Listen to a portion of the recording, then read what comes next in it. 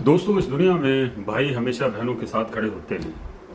उनकी शादियों से लेकर डिलीवरियों से लेकर बीमारियों तक पीछा मगरा करते हैं, हर खुशी गमी में शरीक होते हैं।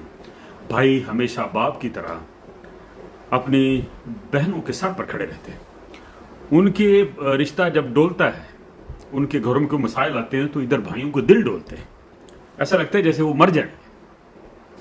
लेकिन बदकिस्मती से जो बहनें होती हैं ये अक्सर भाइयों के घर उजाड़ने में पेश होती हैं।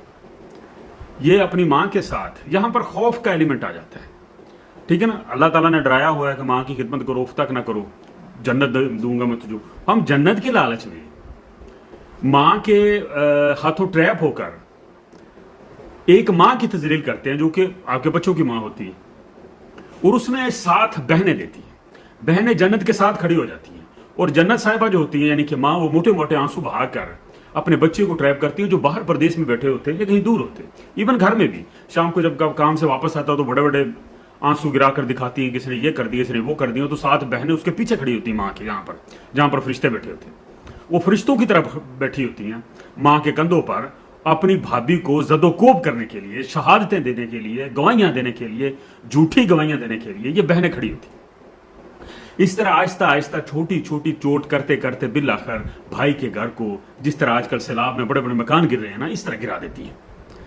तो मुझे इतना दुख होता है कि जो भाई अपनी बहनों को पता नहीं कैसे शादियां करते हैं, परदेशों में काम कर कर कर अपनी बीवी को दूर, बीवी से दूर, बच्चों से दूर, ना तरबियतों का पता, ना बीवी को कोई खबर, न बहना ब्याह दो तो फलाने ब्याह दो।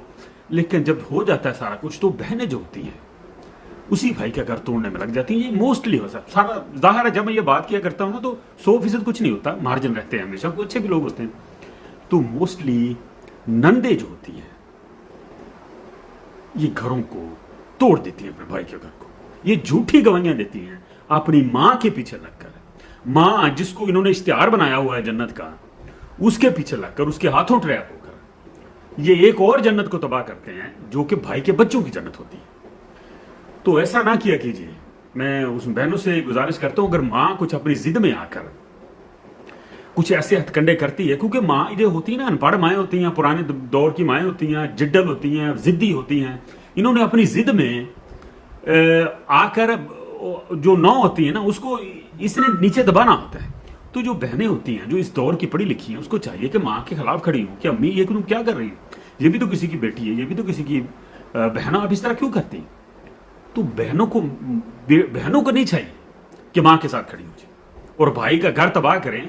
एक बार घर टूट जाए, ये कोई गुड्डा गुड्डी वाला इश्यू नहीं होता। एक बार घर टूट गया, समझ लो रीढ़ की हड्डी टूट गई। बहुत मुश्किल से दोबारा घर बसते हैं, दोबारा इंसान रवा होता है, फिर एक खौफ और शामिल हो जाता है कि दोबारा तलाका ना हो जाने। तो इंसान बिल्कुल एक बेचारा सा ऐसा हो जाता है जैसे वो कैंसर के मर्ज से निकल कर दोबारा आया है, इस तरह हसास हो जाता है। जो पहली शादी का एक होता है ना तुम तराक, वो हमेशा रहता है, अंदर कॉन्फिडेंस रहता है। तो कभी भी बहनों से मेरी गुजारिश है कि अपने भाई का, अगर आप काम नहीं आ सकते ना तो उसका घर भी मत तोड़ो। माँ की जो जिदबाजी है ना कि मैंने चाह नहीं गर्म करके दी तो मेरे भरावां ने नहीं पुछ दी, तो मेरे उन्होंने नहीं पुछ दी, तो मेरे उन्होंने नहीं पुछ दी, उसको को अपनी जिदबाजी अपने पास रखे। वो आपके भाई के साथ ठीक है, आपके साथ अच्छा माड़ा चल रही है, तो बस इतना ही होता है। जैसे आप हैं, आप अपने घर में क्या करती वैसे ही अपनी भाभी को समझो।